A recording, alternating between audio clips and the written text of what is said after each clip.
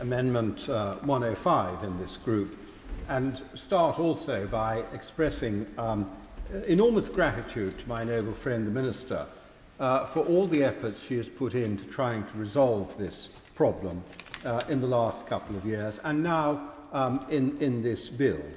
And may I also say that I have had a number of meetings with her, for which I'm grateful.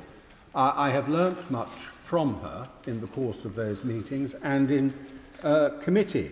And I think this is also an appropriate occasion for me to apologise for the fact that in committee I insisted on one particular point of detail that I was right. And of course it turned out on closer inspection afterwards that she was 100% right and I got it wrong. So I do apologise for that. So she has made sterling efforts, and what she is proposing today is welcome. But nonetheless, those efforts, at least until we have come to this debate today, have not been successful in preventing, in scrapping a system which is cruel, capricious, and unjust. And in part, that is because of resistance in parts of the civil service. So while I accept her proposal today, it does worry me. I am wary that 12 months is being sought in which to come forward with proposals which will resolve it definitively. I would prefer, in principle, my own amendment, number 105, and I'm grateful for the support given to it by the noble Baroness Lady Hayter of Kentish Town, the noble Lord Sharkey, and my noble friend Lord Forsyth of Drumlean, which I think pretty well represents most sides of the House.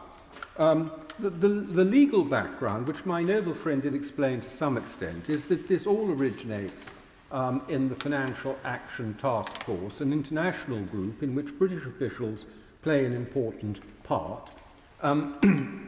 And that is not binding, it's not law, it's not, but it's like a standard, a standard of good behaviour, if you like. And I can understand why my noble friend and the government at large wishes to continue to adhere to those standards. I've got no problem with that, but it is clear that the FATFA, I'm afraid is the expression I'm going to use for Financial Action Task Force, it is clear that the FATFA recommendations make a distinction between domestic and foreign PEPs. And because it is difficult for the European Union to make such a distinction internally, and I think the noble Baroness Lady Bowles, who was involved at the time at the European Union, will confirm this. When the FATFA recommendations were incorporated into a European Union directive, that distinction between domestic and foreign PEPs was lost. And so, as it was then transposed into UK law through the money laundering regulations, that distinction no longer appeared. But it is clearly there in the FATFA recommendations. And since we're no longer obliged to adhere to the European Union directive, it's entirely incumbent, entirely possible for us, and entirely consistent with any sense of international obligation we have, to restore that original distinction. And that is what my amendment would do in law straight away. The FATFA recommendation is that domestic PEPs should not be subject to the money laundering regulations unless they are in what is described as a higher risk business relationship. And I have stuck very closely to that wording in my amendment. It's also my view that when the government comes back in a year's time, or maybe sooner, and I hope it will be sooner, it doesn't have to be a year, when the government comes back within a year, it's my view that they will end up more or less with my amendment, because if they want to stick to the FATFA recommendations and and yet make some alleviation of the burden on domestic PEPs, this is more or less where they will have to be. So I think that is what I would prefer to see, but I'm clearly not going to see today. I will add a few other points, because I think my amendment, as I say, is a standard against which within a year we'll be judging what the government comes back with. But there are a few other points not captured in the amendment that I do think the government has to address in the course of this review. The first is that at the moment, banks claim that the tipping off provisions in the money laundering regulations mean that they cannot tell us when they are investigating us as PEPs. So one gets these bizarre requests as described by my noble friend Lord Forsyth, but if you try and have an intelligent conversation with them about what's going on, you're completely blanked and no explanation is forthcoming whatsoever, and they claim that this is mandated upon them. Well, if it is, and I think it's possibly a misinterpretation, but in either event, that has to go. We have to be able to talk sensibly to people who are trying to make these inquiries, if we are indeed within scope of them at the end of this process. The second thing is, it must be made clear to the banks that the closing of accounts or the freezing of accounts should be very much a last resort action, and only if there is already evidence of a suspicious transaction. It cannot be resorted to in the way some of the banks have been doing it. It is simply unconscionable that perfectly ordinary people who are family members, not necessarily members of this House, but who are family members, are having their accounts closed down or frozen while investigations are taking place.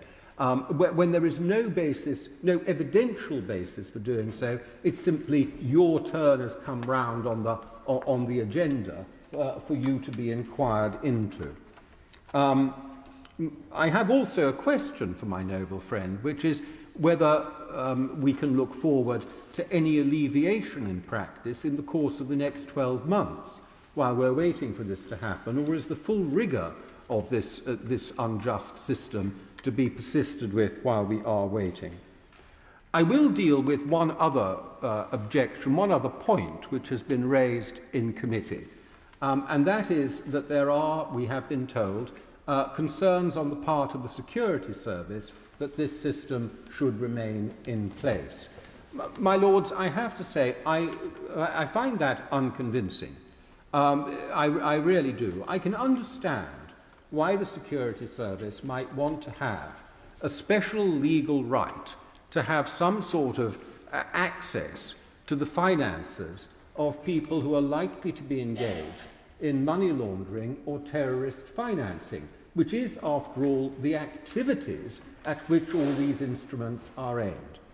But I would not myself populate that list with the King and members of the royal family, with members of the House of Lords, admirals, judges, former diplomats. Those are not the people I would instantly think of. I would probably populate it with people engaged in running brothels, or now I understand Turkish barber shops, or operating American sweet shops on Oxford Street. These are the people I think the security service might have a more fruitful time investigating and having a grip on, rather than the ones who are currently on the list. So I really don't accept that is a very credible argument, and I hope we won't hear any more of it. But I do appreciate the efforts made by my noble friend. I do have confidence in her. But I think we should be clear what the standards are against which we'll be judging whatever the government comes back with in the course of the next 12 months. I think my amendment does that, and the other comments I make. In the meantime, I will be seeking leave to withdraw my amendment. It's exactly, I think, 3 months today that we debated this issue in committee.